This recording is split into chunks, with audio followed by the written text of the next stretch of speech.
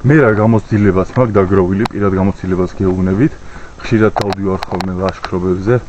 ძირითადად დღეში გამოდივარ სასეირნოდ, ცეცხლს ვანთებ, კემპინგობ და მსგავს რაღაცებს ვაკეთებ. მე რა გამოცდილებაც მაქვს, მაგას გაგიზიარებთ ახლა. ძირითადად ცხოველები ხვდებიან სოფელთან ახლოს, რომ უფრო ბუჩქნარი და დაბალი ტყე არის რა.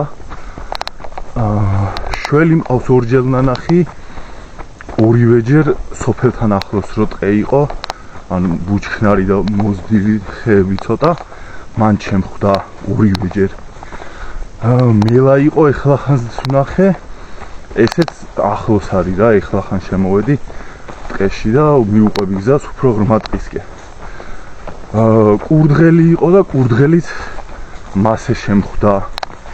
ეხლა მგელი და ტურა უფრო დიდ ტყეში არიან რა.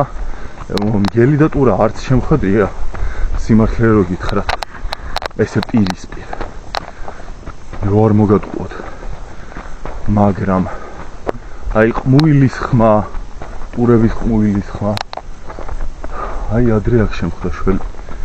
ტურების ყმუილის ხმა, მგლების ყმუილი ისმის ხოლმე, როცა ზემოთ ავდივარ რა, მთაში უფრო ღრმად საკემპინგოდ.